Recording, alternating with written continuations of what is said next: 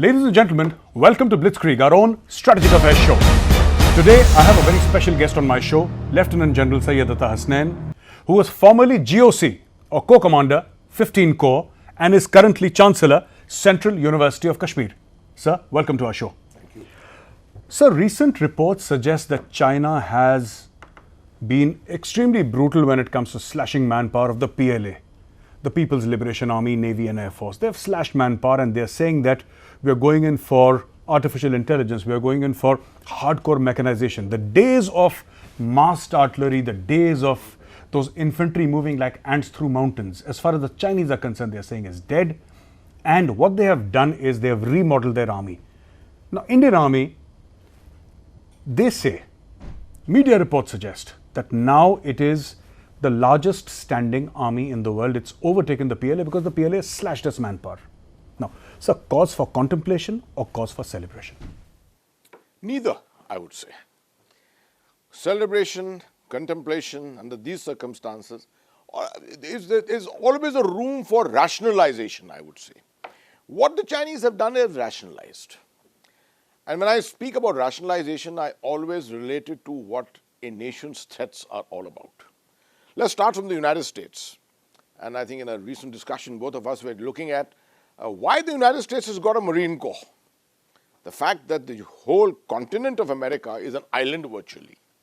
And the United States will always have expeditionary capability in which it will require a Marine arm, actually led them to ensure that the Marine arm was probably the strongest arm of their armed forces. Similarly now, after the Chinese experience of the Maoist period, when they used to talk about sending in hordes of soldiers into a territory, capturing it only through mass.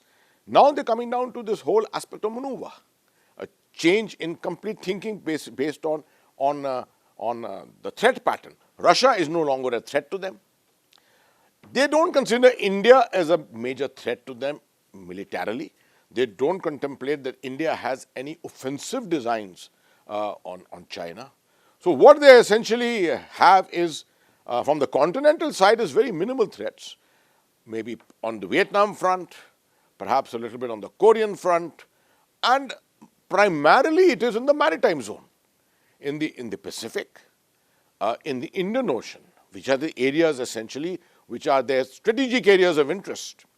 What the Chinese also perhaps made a huge mistake was that they never went in for the modernization of their naval forces. At the time when Deng Xiaoping decided in 1978 to undertake the 4 modernizations. And China is regretting it today. So China is being very pragmatic about the whole thing. They are studying their threat pattern. And based upon that threat pattern, they are evolving their armed forces. And they realize that the continental side of it is perhaps much less today, and which can be looked after by the use of robotics, the use of massed artillery, not massed artillery, but what they call their second artillery in the form of missile forces, and limited infantry, which is essentially mechanized, highly robust intelligence systems, and a very, very strong information system. As we discussed in an earlier program, war under informationized conditions, a doctrine which was brought out by the PLA in 1993. They were the first ones who really realized the power of it. So at the end of the day, ultimately, it's all about threats. And therefore, this is the time that we should be looking at our threats afresh and considering whether we require an army which is as big, as manpower intensive as the one that we have today. So today when you look at the way Chinese have been, whether it's Hanmantota port down south in Sri Lanka or the South China Sea or even Gwadar there in Pakistan, the One Belt One Road initiative, it's not just weaponization of trade. It is, if I can say, a mixture of trade and national security and global aspirations in China. Maybe China can afford to do that because China has a big checkbook and China writes checks and countries fall in line. We are a nation with a decently sized economy. It's a $3 trillion economy, going on 5 as per the Prime Minister is saying that we are trying for a 5 trillion economy soon. What do you think our priorities need to be? Because we don't have a navy that is as huge, but we're building ships. We're building capabilities. Similarly, we have an army that's almost 1.3 million, sir, give or take. And we have an air force that is down on squadrons. Ideally 42, 43 is what people were discussing. Now it's come down to the late 20s, 28, 29, 30, and they've ordered some more planes, 83, 84 odd planes. Tejas, Mark II. My question to you is, sir, what should India's priorities be? You know what Pakistan is like, a nuclear armed dictatorial setup. Whether it's a democracy in power or not, it's the same. And China, which has always been aggressive, sir, since 1962 and even before that. It's always been aggressive. We may not have fired a shot along the LAC. But having said that, we know that China is no friend in the sense that we cannot turn our backs on China and hope that, you know, everything will be all right. It's not going to be like that. What do you think India's priorities need to be? Gaurav, actually all that you have said really points to a threat assessment for India. What are India's threats in the current environment, mid-term environment, and maybe the future environment? Of course, the biggest threat to India at the moment is coronavirus, and it's to the whole world. But keeping that aside on one part, threat-wise, we have militarily land threats, we have maritime threats, both of them. We also have a tremendous amount of internal threats, and that is something we need to take cognizance of.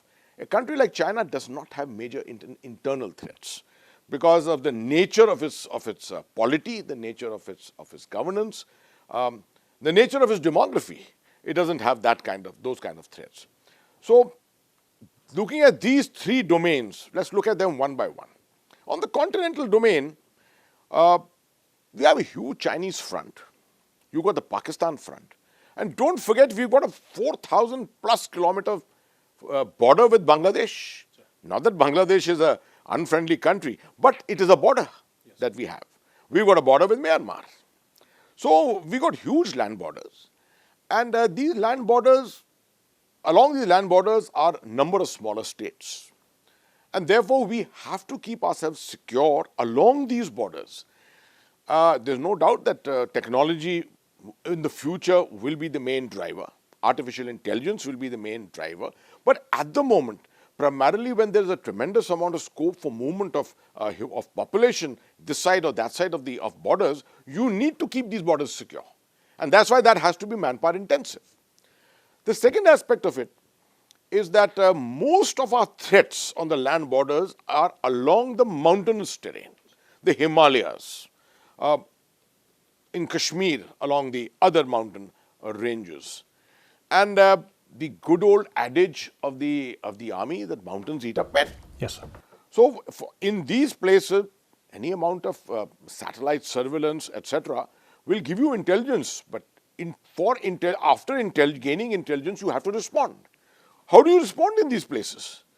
Until you develop an air arm, a rotary air arm which is so intensive, or you reach that level of technology where UAVs, etc., can be used in a standalone mode, I think ultimately it is manpower only which will have to be utilized. So we will remain manpower intensive in the mountains. When it comes to the plains in the Punjab or Rajasthan or Gujarat and places like that, you have mechanized forces which are there with us. Essentially because the other side, our adversary, has a fairly strong, robust mechanized element, which tries to act as a deterrence to us, while we have to also maintain a similar force to balance it and act as a deterrence to them. So, on the conventional side, the army will continue to be very, very manpower intensive until we develop the necessary technologies to change this complete threat assessment. We will need in the maritime domain to increase the budget of our Navy, to make it a much more modernized. Budget has been a problem, sir, with the Army and Navy and Air Force. Always been a problem. With the 1.5% budget that we have for the armed forces today, too little. How do you share this exactly?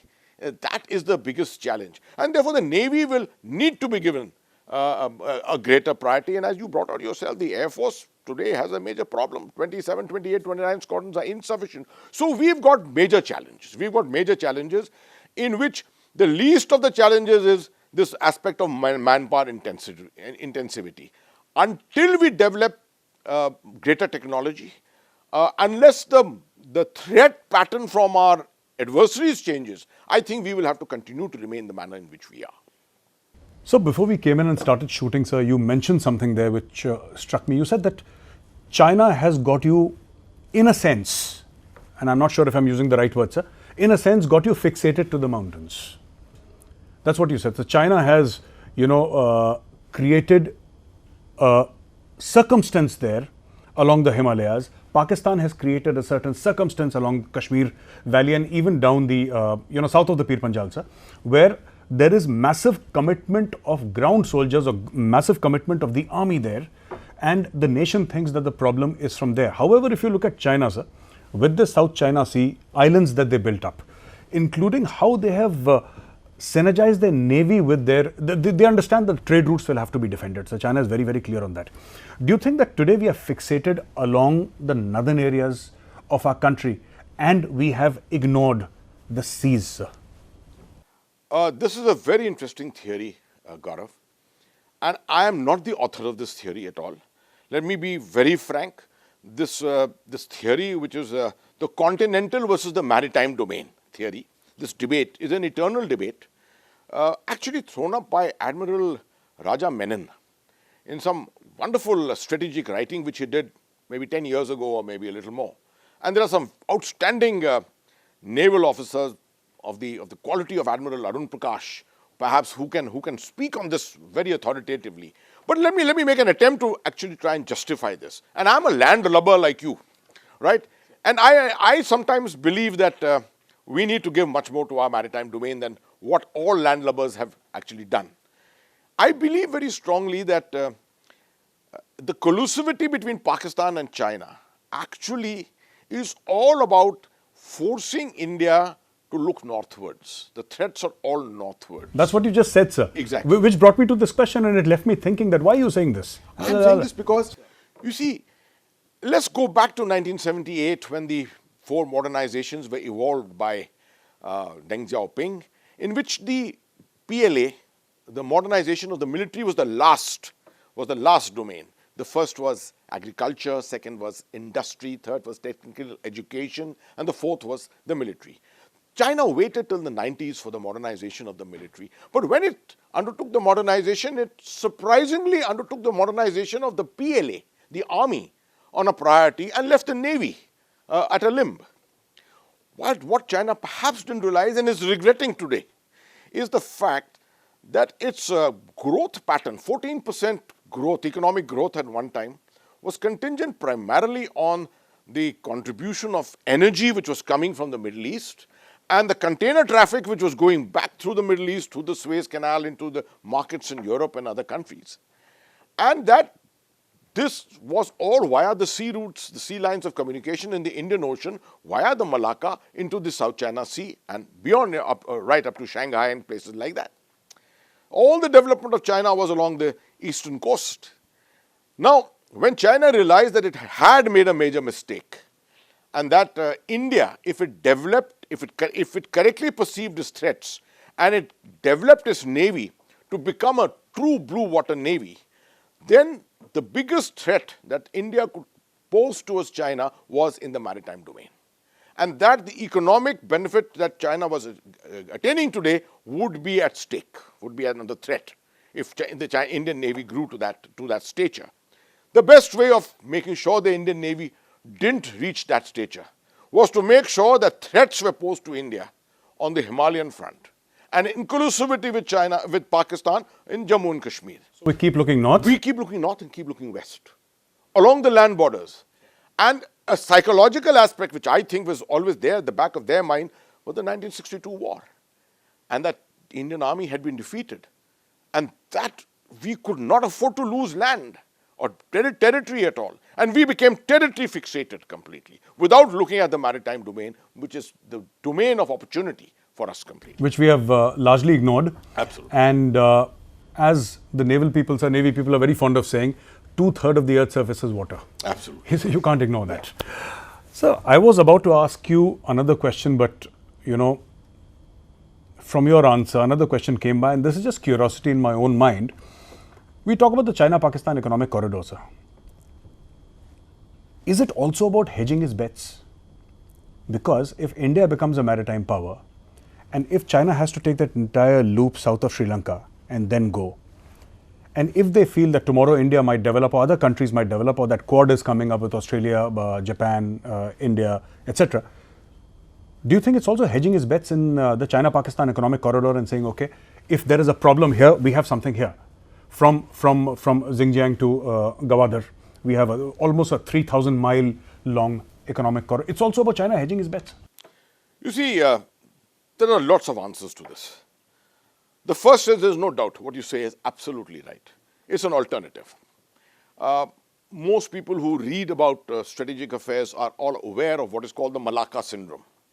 That is the threat which China perceives because of the Malacca and the narrowness of the straits and the ability of the shipping to come through. The combination of the Andaman group of islands along with the Malacca syndrome put together gives India, the Indian Navy, a tremendous capability to block this complete domain, this complete area. Not that it's going to happen at any time, but there's a threat in being always. So to develop alternatives, the whole idea of the Belt and Road Initiative and the flagship project of the Belt and Road Initiative was this, the China-Pakistan economic corridor, into which they have sunk $46 billion, subsequently $62 billion, and now we hear $90 billion. At the moment, of course, due to various economic reasons, it seems to be coming to become almost defunct at the moment. But the potential for it always remains. If the economy bounces back, if Chinese economy bounces back, it has more money to invest, it will all take place. The advantage it gives it is the ability to make a land route closer to its sources of energy. Also, Gwadar becomes an exclusive port. It becomes a port for trade, and it becomes an exclusive port for its military requirements. PLA Navy, sir. Absolutely. The PLA Navy and this triangle, primarily Djibouti to Gwadar, to the Gulf of Aden, and or you can say the Persian Gulf, the Northwest Indian Ocean, which is a very, very crucial area for China today. And the presence already of the PLA Navy in this area, and the exercises which the Pakistan Navy and the PLA Navy have carried out together, maybe in the recent past sometime. So all this becomes very important, and the China-Pakistan economic corridor gives them these alternatives. Of course, they will have to develop it to a far more robust kind of a level. It can't just be a single thread of a route, a ribbon of a route. It has to be like the Silk Route, in which there was a maze of routes. The Silk Route was never a single road. It was a maze of routes through Central Asia, Northern India, and places like that, moving into the Middle East and West Asia, going across to Europe. It is that kind of a thing which China has to develop. I'll come back to where we started, sir, about manpower. I got a little carried away because I was imagining in my own mind how the Chinese Navy would move. But coming back to this issue of manpower, I know it's a vast subject, sir. But where do you think we can actually rationalize manpower? I'm talking specifically about the Indian Army. While we need boots on ground, sir, the northern borders of the northern areas have to be defended. And you said till the time you have specific to task UAVs and airborne effort, which can actually, like for example, the American Predators or Guardian drones, armed drones, which are floating 24/7. That will happen down the line. And to give you a certain context, why I'm asking this question is, during the Pulwama strike, so there was a huge amount of debate that we could have sent our troops by air, and why did they have to come by road? And I said, apart from, it's not about logistics. To my mind, as an infantry soldier, sir, the first thing is, if I'm not on ground, somebody else will be. That occurred to me, sir, immediately. I need to be on ground. If I'm not on ground, somebody else will be on ground, sir. So we need our infantry, we need our RT, we need our mech forces, sir. But where can we rationalize? You see, Gaurav, you may recall that in 1998, 1999, in the time of General Ved Malik, he had rationalized tremendously and made a 50,000 cut of 50,000 men in our manpower levels. But suddenly Kargil happened in 99, and immediately everything got restored, right? I think some brave efforts are being made today once again. Of course, it need not start from army headquarters where it is all started from. It can happen down the chain. It's happening in different places. A brave effort is going on. There's no doubt about it. But I again go back to that problem of the threats. If you have land threats along huge borders that you have. And you also have at the same time paramilitary forces or central armed police forces in the numbers that we have, then definitely there is a scope. There is a scope for the army to be less manpower intensive and much more technically oriented. Because remember one thing, the difference between the army and the paramilitary or the CAPF is that it is only the army which has offensive capability. Everyone else can have a reasonable defensive capability. You can get together in platoon and company lots and defend a piece of ground. But it's only the army which can go in and get you that ground. Or recapture that piece of ground which you have lost. No one else is trained for that. So having kept that in mind, I think a lot of the insurgency which is there, militancy which is there in the Kashmir Valley, what is there in the northeast at the moment, we have tremendous scope for actually handing that over. The handling of that can be handed over to the forces which are designed for it. You've just given me the idea of another program, so we must talk about this again. This is so beautiful, sir. CRPF, for example, under the Kargil Review Committee's recommendations, the CRPF is supposed to be the lead force for counterinsurgency, counter-militancy in India. And they've done a good job. A lot of people look at the CRPF with a colored eye here and there. I certify that the job that they have done in the Red Corridor, the Naxal areas, has been tremendous. Phenomenal job. Yes, phenomenal job that they have done. In Kashmir, I think they have not been given a chance, sufficient chance yet.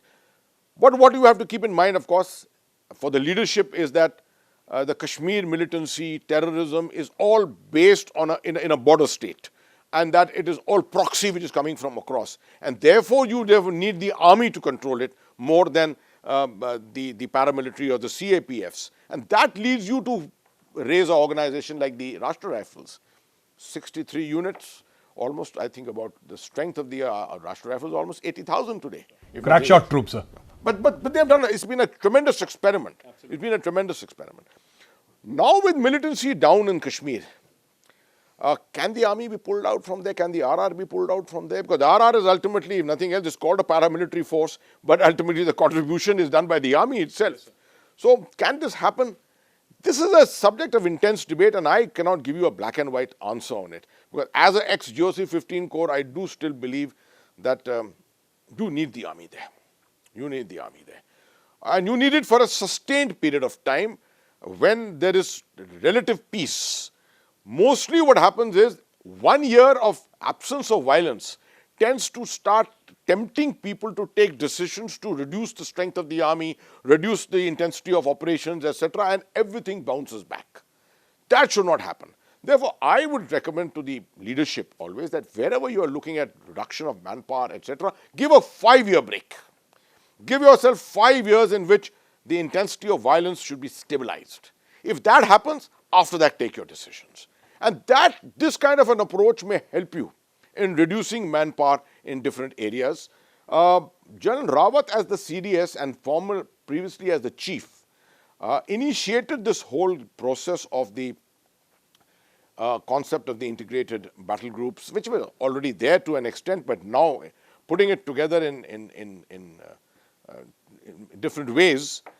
I think this is a good way forward. It's a good way forward, but I would strongly recommend that first it should be tested on ground repeatedly in different areas, not in a single area or a single core zone or something. Let it be tested across the length and breadth of the western borders, and then perhaps even the northern borders, and then perhaps take your decisions on it.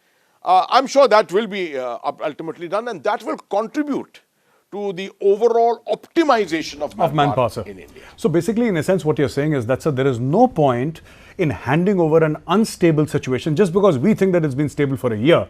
Because it's happened many times in the valley, sir, and I think you'll sort of agree with me, sir. It's happened so many times in the valley.